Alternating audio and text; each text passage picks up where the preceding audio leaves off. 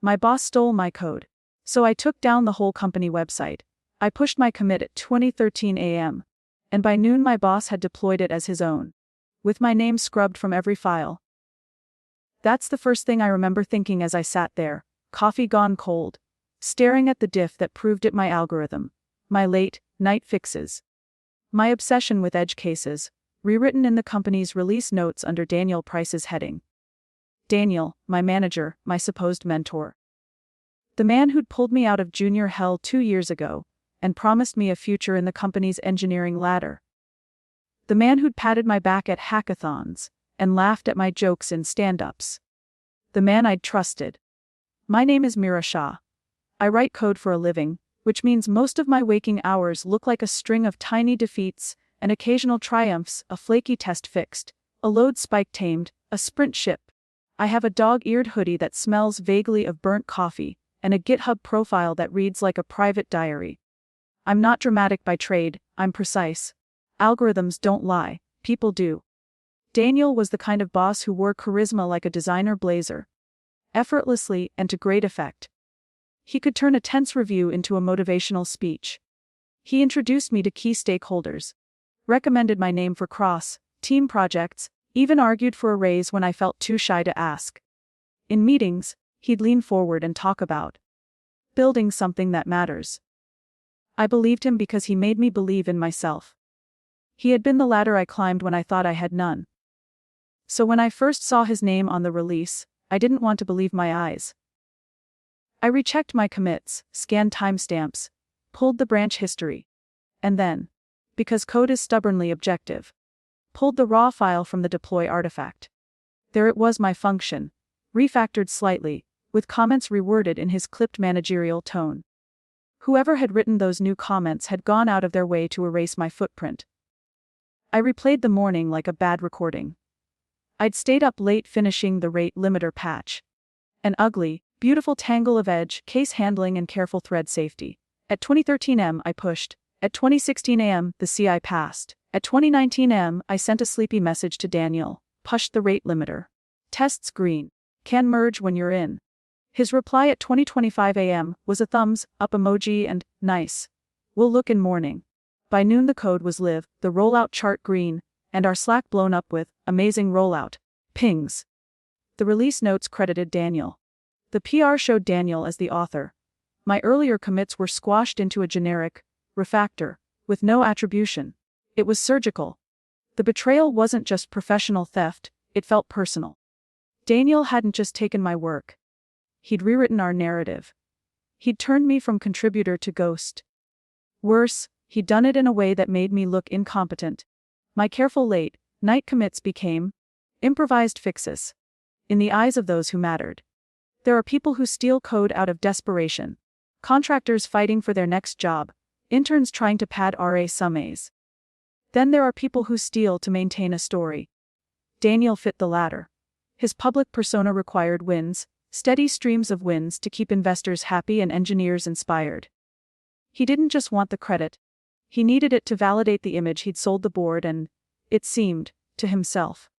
When I confronted him in his glass-walled office, he smiled that same rehearsed smile, and his voice was syrup smooth. Mira, you're overworked. I consolidated the changes to keep the rollout tight. You know how release notes look. Messy if not curated. He leaned back as if he'd done me a favor. Don't take it personally. We ship together. We do. Except we didn't. He shipped alone. I left the office with my chest tight, and a laptop heavier in my bag than it should have been. Calling HR felt like walking into a minefield where I had no map. The engineering lead, bless him, offered vague support over Slack, but reminded me that perception is everything. The product team congratulated Daniel. Investors sent emojis. The company thrummed with success. And inside that hum I could hear the faint scrape of my name being erased. That night I dug deeper, because engineers are terrible at letting things go when the evidence is tidy and accessible. I checked CI logs, server timestamps, and the internal deploy audit. There were red flags I hadn't expected. An admin level account used to rebase the PR, access tokens active at odd hours, a shadowed IP address that traced back to Daniel's home network. But also, strangely, to an offshore proxy I didn't recognize. Someone had gone to lengths to make the takeover look clean. It would have been simple to walk into the boss's office with logs and demand justice. It would have been satisfying to shout, to call him out publicly, to watch his smile freeze. But the code had taught me a different language: patience, composition, and the cruel arithmetic of consequences. If I was going to be robbed of my work and my credibility, I would at least understand the mechanism. And maybe, if I could be clever enough, reclaim the ledger. There was a soft click as my dog nosed the bedroom door open, reminding me of dinner and deadlines, life outside the repository. I closed my laptop and stared at the ceiling. Daniel's theft was a cut, but the deeper chill came from the logs pointing to that offshore proxy. Whoever had helped him cover his tracks wasn't an intern or a sloppy engineer. This smelled like orchestration. I lay awake with the question that would not stop echoing. Was Daniel acting alone, or was the company itself more complicit than I wanted to admit? The unease settled like static under my skin. This wasn't just about a title in a release note anymore. This was about trust, networks, and the tiny transactions that build reputations. And if those reputations could be bought or forged, then the entire foundation I'd been coding on might be compromised. Tomorrow, I decided, I would start tracing footprints not just to a commit, but to a motive. The office looked the same the next morning. The same hum of air conditioners, the same rhythm of heels on tile, the same scent of cheap coffee pretending to be something comforting. But underneath that ordinary surface, the first hairline fractures started to show. Small, almost invisible if you weren't looking. I was looking. Favoritism is the kind of thing that grows like moldy. You only notice it when it's spread across a whole wall. At first it was tiny. Daniel started giving certain engineers mentorship slots. On-ones with him where he'd lean across the table and say, "I want to groom you." Those were fine, even flattering, until I noticed the pattern. The same faces in his calendar week after week: Eric, a front-end guy with a knack for presentation polish; Priya from product, who had a way of phrasing things that made stakeholders nod; and Jenna, someone who had never touched back-end concurrency in her life, but had suddenly been assigned to the client-side sidecar that touched the rate limiter I'd written. It would have been petty to notice. But small, repeated advantages accumulate. Eric got the keynote demo slot. Priya's roadmap item was marked executive priority. Jenna was invited to closed meetings where she mostly nodded and took notes. But afterwards, emails went out thanking her for driving this forward. The thank yous had the warm, curated tone Daniel used in public. It was the same language that appeared in the release notes. Coincidence, maybe. But coincidences stack until they feel intentional. Then there were the secret calls. Daniel began stepping out of the office several times a day, phone at his ear, his face shadowed behind the elevator glass, when he thought no one saw. Once I followed, purely to be nosy. A waste, I told myself, but curiosity pays dividends. He stood near the delivery bay, voice low, referencing timing and ledger, and saying a name I didn't recognize. He used words like tight window and cover. When he finished, he smoothed his jacket, walked back in, and smiled like a man who had done nothing wrong. People told me to stop running in circles. "You're making a mountain out of a commit," a teammate said, trying to be kind. It happens. Things get reframed in release notes all the time. But the details don't add up when you see them all at once. The admin level rebases, the proxy, the offshore IP, small, targeted actions. It wasn't sloppy theft. It was precision, and precision requires intent. The lies were the worst because they were elastic. They could stretch long enough to cover almost anything. Daniel's initial explanation.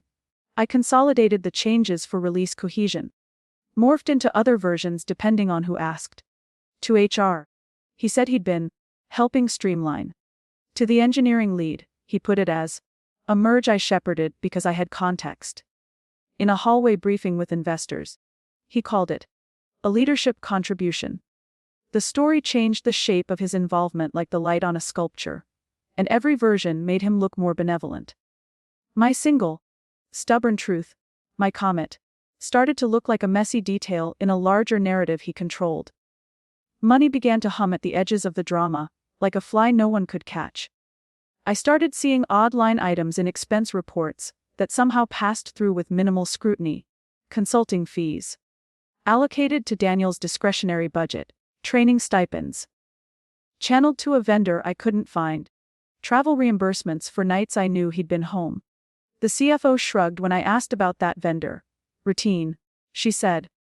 Routine does not usually require offshore accounts, but few people asked. Perks followed the money. The new conference seats, the learning budget. That suddenly ballooned for Daniel's direct reports. The late, night catered dinners where the C-suite showed up for team building. Daniel sat near the CEO at those dinners with a comfortable familiarity, and the CEO nodded like a man with an invested interest. It's easy to assume perks mean performance. It's harder to see that they also mean influence. Unfair treatment came in quieter, nastier ways. My PRs started getting rerouted through a separate pipeline. Gone were the familiar reviewers who'd given detailed comments. Instead, my changes got merged faster, without the careful discussion I'd expect. That might sound like a blessing until you look closer. The merges removed my variable names and comments, left the functionality intact, but excised the parts that signaled ownership. My code worked, but the metadata, the breadcrumbs that proved authorship, were gone. I watched the Slack threads like a hawk. Conversations that used to be open now had private channels. I'd message a teammate about a merge and get a delayed, clipped answer. When I asked during stand-ups why certain projects were getting prioritized, the answers were vague. Strategic alignment. Vision work. Please refer to the roadmap. The roadmap, conveniently, was written with priorities that matched Daniel's recent pushes. Priorities that rewarded the people he protected. Emotionally, the grind became a quiet erosion. Pride is not a tall thing. It's a small brick wall you build around your sense of self. Each furtive meeting, each altered line of code, another brick got kicked loose. I slept badly, and when I did, it was in short shards. Dreams of being in a shipping container. Doors slammed in my face. Food lost its texture. My hoodie grew holey at the cuff from me pulling at it, when I was trying to breathe through a panic. I felt stupid a lot, which is the most humiliating kind of suffering. I had no proof that would make someone sit up and say, "This man is a thief." I had hints, patterns, a trail of breadcrumbs that formed a shape only if you squinted properly. And squinting takes energy. I found myself checking everything, timestamps, logs, even my own memory. Was the thumbs up emoji really a thumbs up? Maybe I'd misread his intent. Perhaps it had all been an unfortunate convergence of timing and incompetence. Our brains are generous like that. They make excuses for people we like. It was easier to believe that Daniel, with his smile and well-practiced mentorship language, was a flawed but fundamentally decent leader. It would be easier. And I wanted easy. Except the more I watched, the less easy it looked. Small people-pleasing favors became habitual grants. A nod to Eric grew into a promotion to lead. A word in the CEO's ear translated into a budget increase. The patterns converged around a center, Daniel. He was the sun and the gravity was his influence. If he was corrupt, the orbiting moons would be pulled in too. But if he was clean, then who had manipulated the logs? Who had used an admin token to rebake a PR and scrub metadata? Was the company rotten, or just a few bad apples? Or worse, was I the bad apple, seeing rot where there was none? Doubt is a corrosive companion. It eats through certainty until you're left with raw nerves and a habit of replaying every conversation to mine for traps. I started to call in small favors. IT help to run audit queries. A friendly chat with the security ops guy. Under the guise of curiosity. Each answer returned another not something odd. Something explainable if you squinted, and something you could use if you were patient enough. The early red flags were not dramatic. They were whispers and privileges, edits and reimbursements. They were how power protects itself. Through stories, through resources, and through selective generosity. They were the small acts that, when stitched together, formed a cloak for whoever wanted to hide under it. At the center of the pattern was Daniel, smiling in meetings, nimble with words. Sometimes it felt too cruel to suspect the man who'd once vouched for me. Sometimes it felt naive not to. The question wasn't whether he could hurt me. He already had. But whether I could turn that hurt into a map. When I left the office that evening, the sun had gone flat, and the city lights were a smear. My phone buzzed. An unknown number. I didn't pick up. I looked at the screen until it went dark, then opened my laptop and pulled another log. The offshore IP blinked back at me like a cold eye. The unease in my chest deepened.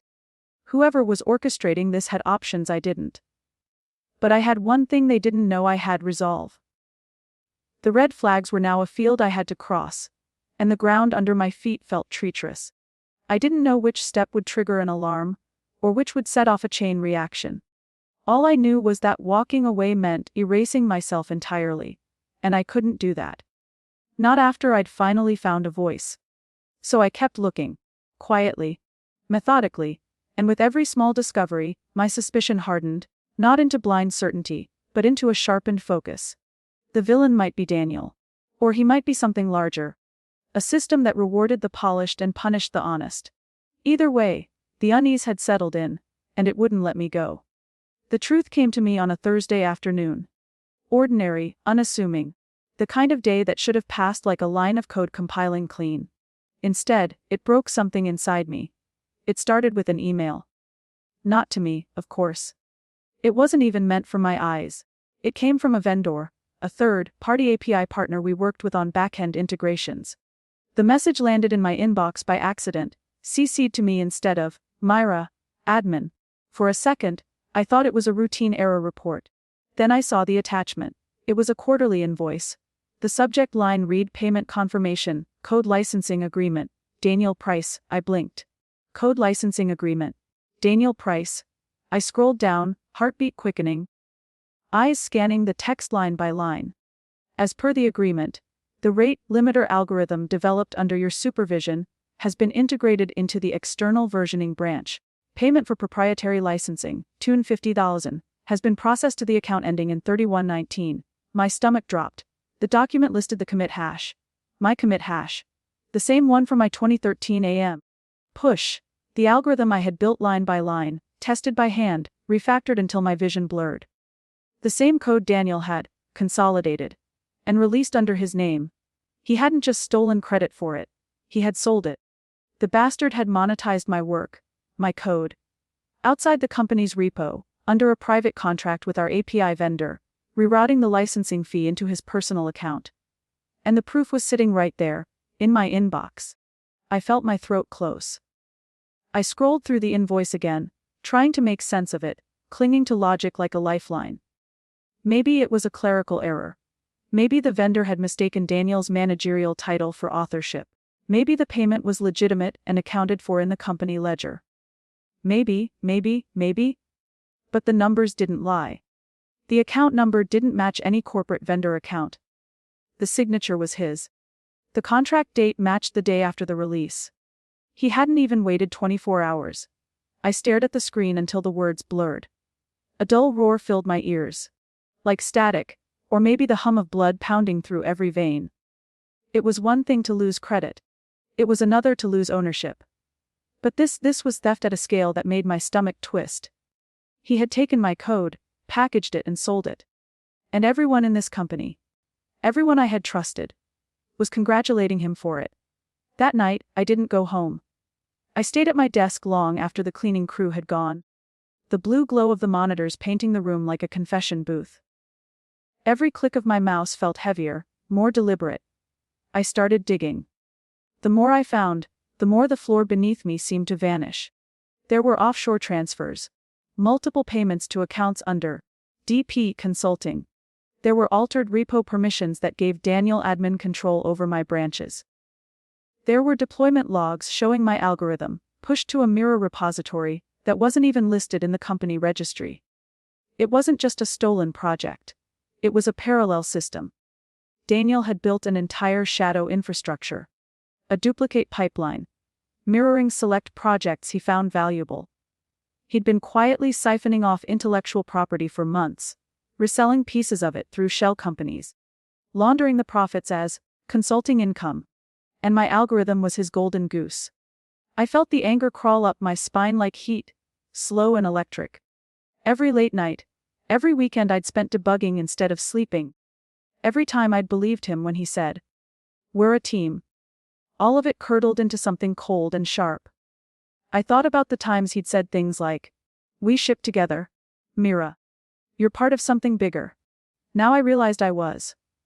I was part of his personal startup empire, a ghost employee he didn't have to pay. I wanted to scream. To storm into his office and throw the invoice in his face. To tell the whole engineering floor that their visionary leader was a thief. But a deeper, colder part of me whispered, don't. Daniel had already proven how well he played this game. He had influence, charisma, protection. If I walked into that office shouting accusations, I'd look like a paranoid coder desperate for recognition. I'd be dismissed as unstable, especially after the subtle gaslighting he'd already seeded in people's minds. Mira's been off lately. She's overworked, sensitive. No. If I wanted to bring him down, I couldn't do it loud. I had to do it smart. Still, that night, the rage wouldn't let me sleep. I drove home with shaking hands, gripping the steering wheel like I could crush it. My apartment felt too quiet, the walls too close. The dog nosed at me, tail wagging softly, sensing the tension. I sat on the floor, laptop open, staring at the same email again and again, as if repetition could dull the pain. It didn't. It only made me angrier. The disbelief burned off, leaving raw fury behind. I had given this company everything, my skill, my time, my trust, and it had rewarded me with theft. But Daniel wasn't just a symptom. He was the infection itself. And if I couldn't cut him out cleanly, I'd make sure the rot became visible to everyone. By 3:00 a.m., I was back on the VPN. Not as an engineer doing maintenance. As a ghost in the system. Over the next week, I watched Daniel play the part of golden boy with disgusting ease. He strolled through the open floor with a laddie in one hand, laughter in his voice, the confidence of a man who thought he'd already won. He called me, "Kiddo," again, the way he used to when pretending to mentor me. The word made my skin crawl. The CEO stopped by once, clapping Daniel on the back. "Brilliant work on the API optimization," he said. Daniel smiled, modestly of course. "Team effort. Mira's been helping on some back-end adjustments." I could feel his eyes flick toward me, smug and unbothered. He didn't just steal my code. He wanted to own the story of it too. My heart hammered, but I kept my face still. I even forced a polite smile. The game was still on. But when Daniel left for a client lunch that afternoon, I saw my opening. I slipped into the internal admin panel he'd cleaned up. Most engineers avoided it. It was bloated, slow, a graveyard of legacy configs. But I knew where to look. In a hidden deployment hook buried inside an old build script, I found his backdoor, a line of code that pushed every major branch change to a private Mira repository. It was signed with his encrypted key. Every single commit. Mine. Eric's, the whole team's. Daniel had been copying proprietary code off site for months. I sat back, staring at the line of text that confirmed everything. And for a moment I couldn't breathe. It wasn't just betrayal anymore. It was betrayal at scale.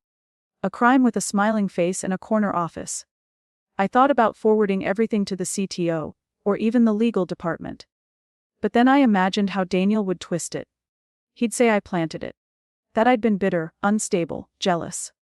HR would nod politely and tell me they'd investigate internally. And then they'd fire me for unauthorized access. That's how power protects itself. So I made a different decision. I began quietly copying everything. Logs, keys, API tokens, transaction histories. I created a clean trail, unaudited, time-stamped, undeniable. Every piece of evidence that tied Daniel to the theft. I didn't know yet what I'd do with it. But I knew this much: if Daniel could use my work to make himself untouchable, I could use his greed to make him fall. The heartbreak was still there, underneath it all, a pulsing ache that made me feel hollow. I had trusted him. I had admired him. For a time, I had even seen him as a mentor. But betrayal rewrites people in your mind. Once you see someone's true face, you can't unsee it. By the time the office lights dimmed that night, my disbelief had calcified into purpose. The rage was no longer wild, it was precise. Daniel Price had stolen my code. He had built his career on lies. And I was done letting him win. When I shut down my computer, I caught my reflection in the dark monitor, tired eyes, steady expression, a faint trace of something unfamiliar, resolve. He'd taken my creation. But now, I was going to take something back. Not with noise. Not with tears. With precision. Because if Daniel thought he could erase me from the system, he hadn't met the part of me that built the system. And when I was done, he wouldn't just lose his stolen code. He'd lose the very website he used to steal it. For 3 nights straight, I couldn't sleep. Every time I closed my eyes, I saw Daniel's signature. Clean, confident. Bold, under that licensing contract. Every time I tried to eat, I tasted nothing but metal. And every time I tried to calm down, the quiet hiss of my laptop's fan reminded me of the truth I couldn't unsee. He had stolen my work, my recognition, and my trust. But worse than all of that, he had stolen my belief that good work would speak for itself. The world didn't reward the honest coder quietly pushing builds through at 2 a.m. It rewarded the thief who smiled the loudest. That realization hurt more than I could describe. The first 2 days after the discovery, I moved like a ghost through the office, silent, functional, invisible. I answered questions in meetings, merged minor PRs, fixed bugs. But inside, I was unraveling. Daniel strutted around like a king, his easy charm filling every room. He was already planning a presentation for the board, calling it Project Aurora. My project, my code. Each time I heard the name, it was like a knife turning deeper. I'd catch him chatting by the espresso machine, his tone casual. "We really nailed that optimization, didn't we?" The vendor's ecstatic. "We might scale this model globally." He said we, but I knew what he meant. He meant I. And the rest of the office believed it. They smiled at him, joked with him, praised his vision. I wanted to shout, "It's mine. You're congratulating a thief!" But I stayed quiet. Because deep down, I understood something crucial. Anger without direction was just noise. And noise didn't fix systems. I was going to fix this. Not with fury. With precision. The turning point came on the 3rd night. It was 1:47 a.m. The office was empty except for the cleaning crew and me. The hum of the servers filled the silence, a mechanical heartbeat that never slept. I had the evidence, emails, logs, the contract, but no clear idea what to do with it. My cursor blinked on a blank document. I typed one line, deleted it, typed again. Nothing stuck. Then, I saw it. An automated cron job running under Daniel's admin credentials. A mirror sync, pushing live production code to an external mirror repository. The command was active, running nightly, pushing my algorithm and others out of the company's secured servers into his private network. And suddenly, the fog of helplessness lifted. He wasn't just a thief. He was sloppy. He had gotten comfortable. Overconfident. Arrogant. That was his weakness. I sat there, the realization washing over me like static fire. My hands trembled, not with fear this time, but with something sharper, resolve. If Daniel could exploit the system for his gain, so could I. If he could use my code to build his fortune, I could use his arrogance to build his downfall. I didn't want to destroy him out of rage. I wanted to expose him. With evidence so clean, so undeniable, that even his silver tongue couldn't talk his way out of it. The next morning, I looked at myself in the mirror and saw someone new. Still tired, yes. Still wounded. But not broken. It wasn't a cinematic transformation. No music swelled, no light hit me perfectly. But inside, I felt something shift. A quiet steel settling in my chest. I brushed my hair back, pulled on my black hoodie, and went to work like it was any other day. But this time, I was no longer the victim. That morning, the office buzzed with the kind of energy that follows success. Daniel was meeting with the CTO. Lauder spilled through the glass walls of the conference room. The words, Aurora expansion, floated out, followed by vendor renewal. And, presentation deck. I took a seat at my desk, opened my laptop, and whispered under my breath, not for long. Then, I started building my own code. Not a weapon, a trap. The idea came naturally. Daniel's cron jobs pushed data out nightly through a hidden API endpoint. I could inject a small piece of code, a worm, technically harmless but perfectly traceable, that would log every unauthorized transfer. Each time Daniel's mirror repo pulled new data, it would carry my tag, a digital fingerprint only I could prove existed. It was elegant, silent, and most importantly, undeniable, As I wrote the code, line by line, something inside me steadied. The ache in my chest dulled. The anxiety receded. I wasn't powerless anymore. Every keystroke became an act of reclamation. Every variable I defined felt like a step toward taking back what was stolen. And when I finished, I sat back, staring at the screen, my reflection faint against the glow of the terminal window. "You wanted my code, Daniel," I whispered. "Now you'll choke on it." That night, I pushed the update quietly, hiding it in a minor maintenance patch. No alarms, no flags. Just a silent guardian sitting in the dark waiting. Then I waited too.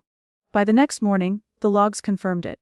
At 20:10 a.m., Daniel's cron job had triggered as usual. At 20:11, my tag activated. At 20:12, my private server received the trace, an irrefutable record of his theft. For the first time in weeks, I smiled. It wasn't joy. It was something colder. Victory in its earliest, most dangerous form. The emotional weight didn't vanish overnight, though. It lingered like smoke. When I saw Daniel the next day, standing at the front of the morning meeting, casually discussing next quarter's scaling strategy, I felt that familiar pang of betrayal. But this time, it didn't paralyze me. It motivated me. He smiled at me mid-meeting, one of those patronizing, perfectly calculated smiles, and said, "Mira, can you handle the migration for the secondary nodes? You're the best at keeping things clean." I almost laughed. Clean. The irony could have powered the servers for a week. I nodded, keeping my tone neutral. Sure thing. He had no idea I was already rewriting the story behind the scenes. That evening, I called an old friend from university, Ravi, a cybersecurity analyst who owed me a favor. I sent him a copy of the Mira logs, encrypted, redacted just enough. When he called back 2 hours later, his voice was sharp with disbelief. "Mira, this isn't internal traffic. He's pushing your company's code to a private host in Singapore. That's felony-level intellectual property theft." "I know," I said quietly. "Can you verify the IP chain for me?" He hesitated. "You're really going after him, aren't you?" I thought about it. The sleepless nights, the gaslighting, the erasure of my name. Then I said it out loud for the first time. "I'm not going after him. I'm taking back what's mine." That was the moment. The exact second, my transformation solidified. This wasn't revenge anymore. It wasn't even about justice. It was about truth. Because truth doesn't just hurt thieves like Daniel. It dismantles them. I knew then what I had to do next. I wasn't just going to expose him privately. I was going to let his empire collapse under the weight of his own lies. Every fake report. Every mirrored repo. Every secret contract. All of it was going to come down. And when it did, it wouldn't be in silence. It would be in front of everyone who'd ever called him a visionary. That night, as I watched the server lights blink in rhythmic patterns, something almost poetic struck me. Daniel had taught me everything I needed to destroy him. He'd taught me how systems break, how people hide behind architecture, and how arrogance always leaves footprints. Now, I was going to use his own lessons against him. Not with anger. With mastery. The same way I'd built that rate limiter algorithm. Patiently, elegantly, line by line. Because revenge doesn't have to shout. Sometimes, it compiles quietly. For days after I first saw Daniel's name on that invoice, everything in the office felt like a wire stretched taut. One wrong twitch and the whole thing would snap. I knew I had evidence. More than a hunch now. But evidence by itself is only a room full of papers until someone with authority opens the door. My job became not just to collect proof, but to build an airtight story that would force the world to look, believe, and act. I started with what I already had: the invoice, the mirrored repo logs, the nightly cron activity, and the offshore account trail. Those pieces formed the skeleton. But skeletons don't convince people. You need skin, context, witnesses, a clear chain of custody. So I made a list and a timetable. The plan was surgical and layered. If any single thread could be snipped, the whole net would hold. Step 1: catalog everything, immaculately. I copied every email, every log entry, every timestamp, and every transaction into 3 separate secure locations. My personal encrypted drive, a cloud vault I controlled, and an air-gapped backup stored on a physical drive at Ravi's apartment. I didn't just save files. I created a narrative they couldn't rewrite: commit hashes tied to deploy artifacts, timestamps aligned with Daniel's access windows, bank transfers matching contract dates. I added metadata notes: who was copied on what excuses had been given, where the missing approvals should have been. The file names were clinical and boring on purpose: evidence ledger, 2025-1001. PDF, not Daniel sucks. Docs. The more boring it looked, the more professional it read. Step 2: corroborate with third parties. Evidence looks solid until a skeptic suggests forgery. To preempt that, I needed independent validators. Ravi, my old uni friend and a cybersecurity analyst, helped trace IP chains and verify that the mirror pushes originated from admin keys tied to Daniel's account. Crucially, Ravi documented his methods and gave me signed attestations, non-technical declarations that the logs were unaltered and the chain authentic. I also cross-checked bank transaction metadata with a finance contact I trusted in another firm, who explained how shell accounts typically launder consulting fees. No one could credibly tell us the logs were faked without digging into the exact same systems, which they couldn't unless they had a reason to.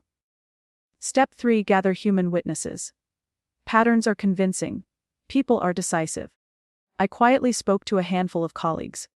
Those I knew wouldn't sell me out: an ex-mentor who owed me a favor, a nervous junior who had seen odd approvals, and Jenna, who was more naive than complicit and would later want to help me set the record straight. Each conversation was measured.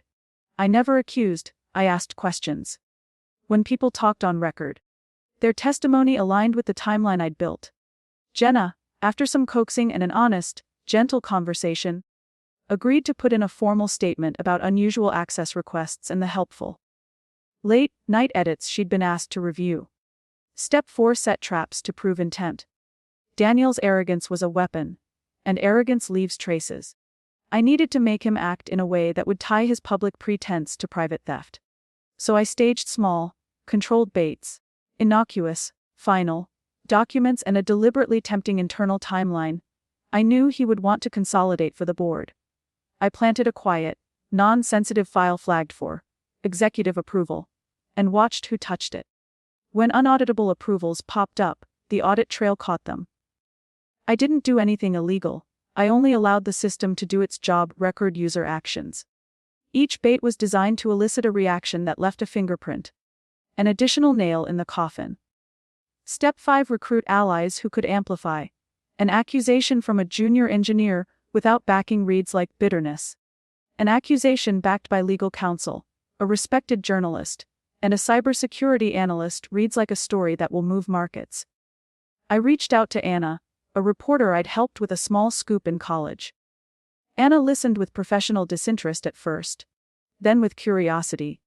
Her instincts picked up what mine had learned the hard way: people hide money where no one looks, and charisma sells narrative. I shared a high-level outline and offered her the corroborated documents when the timing was right. She agreed to verify sources independently, and to publish only after we were ready to reveal the full picture. Step 6: build contingencies and legal cover. I spoke in guarded terms with a lawyer: no filings yet, but what-if scenarios. The goal wasn't to start a lawsuit that could take months and give Daniel time to cover tracks, but to understand how to secure a freeze or demand an emergency audit if the evidence warranted it. My lawyer explained remedies available when intellectual property is illicitly transferred: cease and desist letters, temporary restraining orders, vendor contract reviews. Those tools could force vendors and banks to pause transactions and could give us leverage to compel disclosures. I didn't relish legal warfare, but it was an instrument. Clean, lawful, and hard for charismatic liars to spin away. Step 7: orchestrate the reveal with maximum impact. All of these pieces meant nothing unless they were displayed together. My objective was to make the moment of exposure undeniable, public, and immediate. The plan coalesced around the board meeting for Project Aurora. Daniel's big day to announce the vendor licensing, the moment investors would be wooed, the press blurb drafted for tomorrow morning. If Daniel was going to stand on stage and claim credit, we needed the truth to arrive first, and decisively. The sequence was simple in philosophy, complex in choreography: release the traceable evidence to Anna, who would publish a detailed exposé. Simultaneously, my lawyer would file for an emergency injunction upon seeing the published proof, compelling the vendor to suspend the licensing agreement and the company to halt the Aurora rollout pending investigation. Ravi would liaise with vendor security to confirm the mirror repo's external presence and request immediate suspension of the mirrored systems on grounds of unauthorized IP transfer. The combined effect would not be a clandestine attack, but a lawful, public clampdown, services suspended, contracts frozen, and the board forced to answer questions live in front of investors and employees. I was careful about language and ethics. I refused suggestions, whispered by someone on a forum, about taking down the site by exploiting some vulnerability. That route would have been illegal and destructive, and it would have made me indistinguishable from the person I wanted punished. I wanted exposure, restitution, and accountability, not chaos.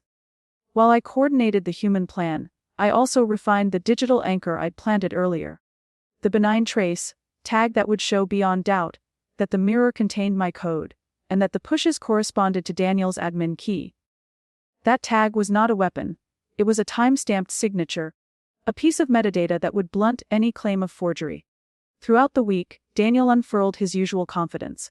He stayed on script, meetings, coffees with the CEO, late-night discussions about scaling. He still felt in control, smiling at interns, waving to investors.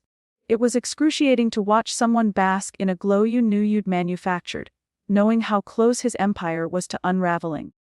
He talked publicly about vendor partnerships and creative monetization, unaware that the contracts he'd executed would be stripped bare by legal filings and a journalist's byline. On the eve of the board presentation, my hands were steadier than they'd been in weeks. My files were triple locked. Anna had independently verified the bank traces. Ravi had an engineer on the vendor side ready to confirm the mirror repo's contents.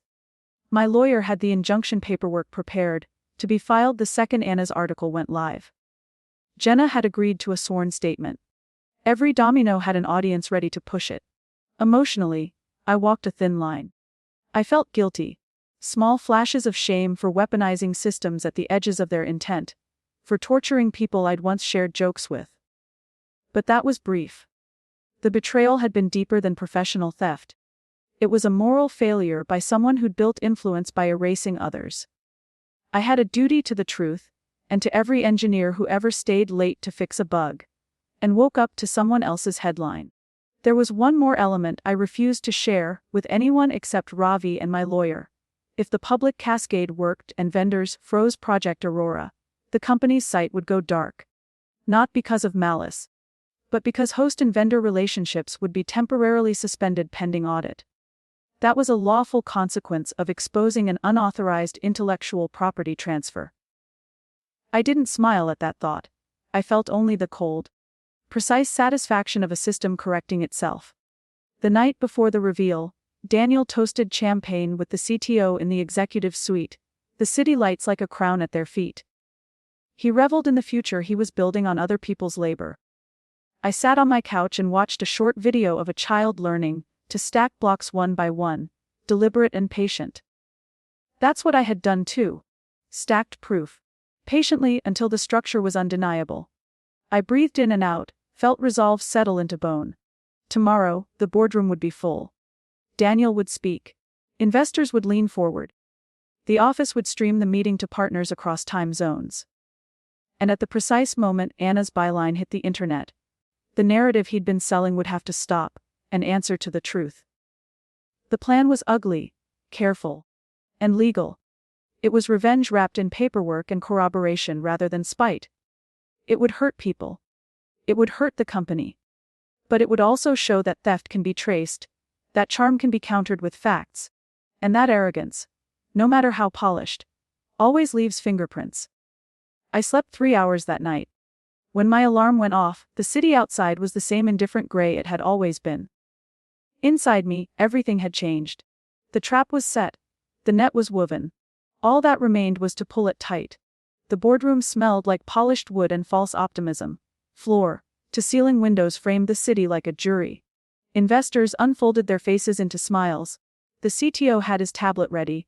Daniel walked in wearing the exact same calm, practiced swagger he used for every presentation. He moved like a man who owned the narrative, because for months, he had. At 10:00 a.m., the stream went live. Teams across 3 continents watched as Daniel took the stage to introduce Project Aurora. The vendor licensing. The strategic partnership. The sterling line on the revenue slide that would make headlines. He opened with the cadence of a man who expected applause. Mira sat in the back row, knees steady, fingers folded. On her laptop, the lawyer's filing sat next to Anna's embargoed article, time-stamped and ready. Anna had promised the byline would go live the moment the injunction was filed. The newsroom and the legal team were a choreographed pair. Everything hinged on timing. Daniel clicked to the slides.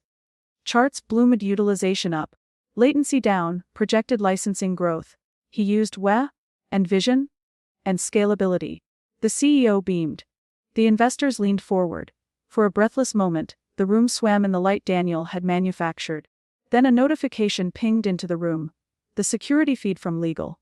The CTO's tablet vibrated. His brow tightened. The CEO swore quietly into his sleeve. A minute later, a second ping. Anna's article went live. The headline cut through the hum like a blade. Exclusive executive illicitly licensed company IP. Documents reveal 250K transfers, mirror repos and secret contracts. Phones bloomed, whispers turned into audible gasps. And someone scrolled the article aloud before Daniel could finish his sentence. A mirror repository, with unauthorized pushes, admin keys traced to Daniel Price, external vendor payments routed to shell accounts. He stammered, the first tremor in his voice. He tried to salvage cadence, to smooth words into the practiced narrative. This is an error, he began. We're investigating. But Anna's piece was not an accusation made on rumor. It was an evidence dossier, bank screenshots, commit hashes, vendor confirmations, Ravi's forensic trace, Jenna's sworn statement, and the benign trace tag Mira had planted. The time-stamped fingerprint that tied the mirrored repo unequivocally to the files which contained Mira's code. The article linked to a secure repository where redacted proof had been made available to legal counsel and the board. A live link showed the Mira repo's contents. Viewers could see the exact lines, comments, and the metadata that bore Mira's authorship. The CTO swallowed. The CEO's face had gone a color between white and wax. Investors whispered about liability, compliance, and the optics for the press. Someone in the back, an older board member, asked to pause the presentation. He wanted to see the legal team. That was the first domino. Before anyone could regain a scripted breath, the lawyer called the judge's chambers from the lobby. The emergency injunction, prepared, signed, ready, was filed and returned with a temporary restraining order within the hour. The judge's order forced the vendor to suspend all licensing agreements immediately and froze any accounts linked to Project Aurora pending forensic accounting. The vendor complied. Their legal counsel sent a terse email to the conference room. We are suspending Project Aurora pending legal inquiry. Do not make any public statements until counsel has conferred with our compliance team. Daniel's attempt at a smile was brittle and transparent. He stepped forward, voice collapsing under the weight of names and numbers. This is a misunderstanding, he said. Our partnerships are legitimate. But the room had already seen the mirror repo. Ravi's confirmation email had been included in Anna's dossier. Technical proof that the pushes originated from Daniel's admin key and passed through a private host in Singapore, registered to a shell company. The shell company's account received multiple transfers matching dates when Daniel had worked late. The bank screenshot Anna published showed routing numbers that were not corporate. The CEO scanned it, the lines of the page reflecting in his eyes like guilty cobwebs. Staffers pulled up the internal audit logs. HR convened emergency interviews. The security ops team activated a lockdown. Admin keys were rotated and Daniel's credentials were revoked. He fumbled at his phone. No access. His calendar items began to show automated denials. The hiss of the automated key rotation sounded mundane. But to Daniel it was catastrophic. The tools of his influence evaporated in real time. He tried to speak to the vendor's rep on his mobile, an attempt to smooth and buy time. The vendor put him on hold. On-hold music turned into the public humiliation of being told, curtly, that all payments had been suspended and compliance had been alerted. The more he tried to scramble, the worse it became. Ravi contacted the vendor's security lead and walked them through the timeline live. The vendor's engineer confirmed yes, the Mirror repository contains files that correspond to an unregistered export of company IP. We are freezing it. The CEO's voice, pained, stunned, requested an explanation. The boardroom watched as the architecture Daniel had built to monetize IP unraveled into logs, timestamps, and bank details. Daniel's mask slipped. There was no rehearsed smile left, only a man whose comfortable narrative had been set on fire. He tried to turn it into a leadership lesson. He failed. The investor's eyes darted between him and the headlines. What about the legal exposure? A venture partner demanded. What about IP theft and fiduciary risk? Another asked for the general counsel's opinion. The general counsel requested immediate suspension pending firm-wide audit. Then HR escorted Daniel from the stage to an office where security waited. He mouthed something, perhaps an explanation, perhaps a plea. The camera feeds showed the door closing. Someone in a suit, plainclothes security, slid a folder across a desk. There was no dramatic handcuffing in that instant. Law enforcement had not yet arrived, but the company had done something perhaps more devastating. They had removed his tools, his access, and his stage. Outside, the company's internal Slack exploded. The joyous celebratory channels turned into threads of anger, confusion, and betrayal. How long has this been going on? Someone typed. Are we implicated? Another demanded. People who had praised Daniel scrambled to parse the dossier. Jenna, shaking silently in a quiet corner, posted her statement to HR and to a private channel for legal. Her words short, regretful, irreversibly honest. Mira watched it all with the strange, detached calm that follows months of obsession. She felt relief, yes. A hollow satisfaction. But mostly she felt the heavy, terrible justice of truth finally moving through a system that had tolerated polished smiles for too long. And the fallout didn't stop in the conference room. The vendor's compliance team, facing the reality of having purchased unlicensed IP, alerted regulators. The bank froze the shell accounts after receiving subpoenas tied to the injunction. The press that had been primed for Daniel's triumphant headline now published a different story, the company under scrutiny for executive misconduct. Social feeds lit up with screenshots. Investors called emergency meetings to assess legal exposure. The stock tickers say if boards had them would tip. The PR team drafted damage control in a tone that sounded like a funeral for reputation. Finally, law enforcement arrived at the office mid-afternoon with official paperwork. They requested Daniel's devices, his company issued laptops, and copies of his communications. The image of officers taking boxes from his office, files, external drives, a leather briefcase, was a tableau that would later run in headlines. He was not yet convicted. In the legal sense, nothing had been adjudicated. But in the court of public accountability, Daniel had already been tried by his own web of lies. When security led him past Mira, his eyes met hers for a second. There was incredulity, a flicker of animal fear. He opened his mouth, tried to say something. The words died before they left. No gaslighting could reverse the millions of static, lined pixels proving his greed. The smile he'd used as currency had liquefied into panic. Mira felt, in that instant, a cold wash of something that wasn't triumph and wasn't relief. Just the raw, new space carved out by consequence. The room felt surreal, like a slow motion scene where sound comes late and everything is slightly too vivid. People pointed, whispered, and filmed.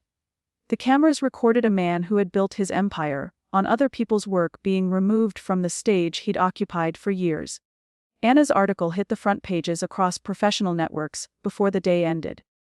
The vendor suspended Project Aurora, compliance teams began forensic sweeps. The CEO placed an internal hold on all external partnerships and asked the board for emergency authority to lead the investigation. HR announced an immediate independent review. The company phone line rang with lawyers and auditors. The PR team scissored press releases like a doctor cutting away gangrene. Mira stepped outside into the cool late afternoon air and breathed deeply. The city looked the same. Cars, indifference, glass. but her chest felt lighter, as if a pressure had been released. People stopped her in the lobby. Some to whisper thanks, some to ask what had happened. Jenna approached, eyes brimming, and placed a small, trembling hand on Mira's arm. "I'm so sorry," she said. "I didn't know." "You didn't have to," Mira replied. Her voice was even, not vicious. "You just had to be honest." As sirens wailed faintly in the distance, and the newsroom updated its live feed, Mira allowed herself one private, quiet moment. She'd wanted the world to know the truth. She'd wanted the theft exposed. She had never wanted chaos for its own sake.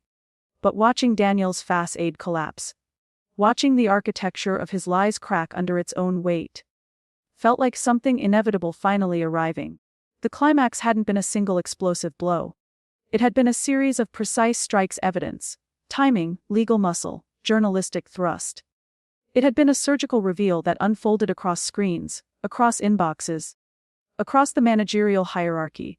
It was ugly, public, and devastatingly satisfying in that clean, inexorable way that only truth can be. As the cameras and departments swarmed, and the company moved into damage control mode, Mira held her laptop like proof that one person, armed with patience, technical mastery, and allies, could topple a polished leer. Daniel had built a shadow system to steal the work of others and profit from it. The shadow had been exposed. The mirror had cracked. Outside, city lights began to glitter into evening. Inside, the boardroom emptied and legal teams talked quietly in corners. For the first time in months, Mira's heartbeat slowed. She had taken back what was hers. But the end was not yet written. Legal cases would unfold, reputations would be shredded, and consequences, some deserved, some messy, would ripple outward. The climax had arrived. But the denouement, the cleanup, restitution, and the deeper cost, still lay ahead. For now, though, as Daniel was escorted away, and the newsroom refreshed its live feed for the 100th time, Mira let herself close her eyes for a moment and feel the tremor of justice land. And somewhere across the city, a man who tried to profit off her midnight work finally learned what it meant to be exposed. By Monday morning, the glass walls of the office no longer reflected confidence. They reflected fear. The same people who once laughed at Daniel's jokes now avoided even saying his name. The same hallways that had echoed with the hum of ambition now buzzed with whispers and guilt. Everything had changed. The news had exploded far beyond our building. Anna's article had gone viral. Not just on tech sites, but across global business outlets. The headline trended for 48 hours straight: tech executive exposed for intellectual property theft. Company under emergency audit. The fallout was immediate. The company's stock plummeted 17% overnight. The vendor suspended all future deals. And Daniel Price, the man who once strutted across the boardroom with the confidence of a god, was no longer anywhere to be found. HR confirmed he had been terminated, effective immediately, and law enforcement had seized his assets pending investigation. Rumor had it that his offshore accounts had been frozen, his reputation blacklisted across the industry. In tech, your name is your currency. And his name was now worth less than a corrupted file. I walked into the office that morning like someone walking through a crime scene. The desks were the same, the screens glowed the same soft blue. But the energy was gone, replaced by caution, humility, and shame. The same managers who had once dismissed my warnings now greeted me with forced smiles. Even the CTO, who had once called Daniel a visionary, stood when I entered the room. "Mira," he said quietly, "the board has asked if you'd consider stepping in to stabilize the project, to lead the rebuild effort." For a second, I just stared at him. Lead, the very word that Daniel had used to mock me with. I nodded slowly. "I'll lead," I said, "but we're not rebuilding his project. We're rebuilding ours." By noon, I was back in the command chair. My chair. The one Daniel had quietly taken over months ago. It felt surreal. I opened my laptop, logged into the servers, and began untangling the damage he'd left behind. The code repository was chaos. Half-finished commits, redundant loops, shortcuts made for speed instead of integrity. He'd been more interested in looking good than building something that lasted. As I went through the files, I realized something that made me pause. He hadn't even understood half the optimization logic I'd written. He'd stolen brilliance he couldn't even fully grasp. There was irony in that. He destroyed himself with stolen fire. The days that followed were a blur of cleanup and rebuilding. The audit teams worked through the nights, HR rolled out ethics briefings company-wide. The PR team tried to salvage what was left of the brand. But amidst the chaos, something incredible happened. People started to come to me, quietly at first, then more openly. "Hey," one developer said, "I always knew something was off. I just didn't know how to speak up." Another added, "Thank you for not letting him get away with it." Jenna, teary-eyed and shaking, approached me near the vending machine. "I thought you'd hate me," she whispered. "But I want to help fix it. For real this time." I looked at her, saw the fear, the regret, the genuine desire to make things right. I placed a hand on her shoulder. "Then start here," I said. "Do better than the people who betrayed you. That's how you win." Her eyes widened, not with fear, but with determination. That was how I knew the tide had truly turned. When the internal investigation concluded, the results were published to all employees. Every single claim had been verified. Every transfer, every unauthorized push, every falsified approval. All of it traced back to Daniel. But the real twist came when the board made their final decision. They weren't just removing him from the company. They were filing civil charges and suing him for damages, with me listed as primary witness and protected whistleblower. I sat in silence when the lawyer told me, not pride, not relief, just stillness. For months, I had been gaslit, erased, betrayed. Now the truth was written in legal ink. And Daniel, he was done. The first time I saw him again was on a livestream 2 weeks later. A court hearing, open to the public. As these things often are when investors demand transparency. He looked smaller. The tailored suits were gone, replaced by a wrinkled button, up and dark circles under his eyes. The same mouth that had once charmed executives now stumbled over apologies. I made mistakes," he said. "But it was never theft. It was." The lawyer cut him off mid-sentence, holding up the evidence logs. "Mr. Price, do you deny this is your access key pushing data to an unapproved mirror repository at 20:13 a.m. His silence was answer enough. The camera zoomed in on his face, just long enough for the world to see the realization. The collapse of arrogance into fear. That was the moment justice wasn't just legal. It was poetic. The company survived, but barely. The website went dark for 48 hours while the IP freeze cleared. A digital blackout that made headlines everywhere. People called it the code collapse. But for me, it wasn't a collapse. It was a rebirth. When the site came back online, it wasn't Daniel's code that powered it. It was mine. Clean, stable, documented, secure. This time, my name was on every header, every build note, every optimization tag. And when I saw that, my name, finally, where it belonged, I didn't cry. I just smiled. Because justice doesn't always come as applause. Sometimes it comes as a quiet line of code that will never be erased again. Months later, I stood on a conference stage, not as a developer hidden behind someone else's presentation, but as the keynote speaker for a cybersecurity summit. The title of my talk, How to Protect What You Build. I told the story in fragments. Enough to teach, not to expose. I talked about integrity, about vigilance, about never underestimating silence. When I finished, the applause lasted longer than I expected. Afterward, a student approached me. She looked nervous, clutching her notebook. "Miss Patel," she said softly, "what did it feel like to finally see him fall?" I thought about it for a moment. Then I said, "It didn't feel like watching someone fall. It felt like watching gravity do its job."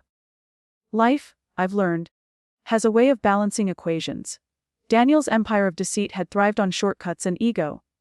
My revenge had thrived on patience and precision. He built a system to exploit others. I built one to expose him. And when both systems collided, the truth didn't just win. It wrote itself into the code of his downfall. Now, I work remotely. My own company, my own terms. I help startups secure their systems. And I mentor young developers who've been overlooked or underestimated. Sometimes, I log into the old company's site, just to check the uptime graph. Still perfect, still mine.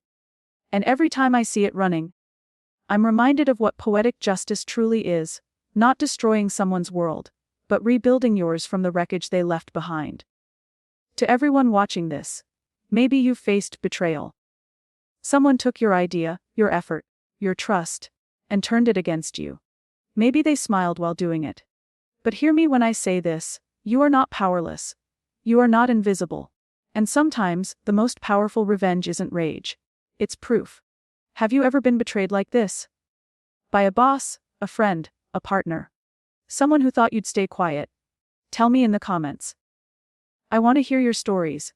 How you rose, how you fought back, how you turned pain into purpose. And if this story hit something inside you, subscribe. Because the world is full of people like Daniel. And even more full of people like us, the builders. The quiet ones. The underestimated ones. He stole my code to build his empire. But I rewrote the system.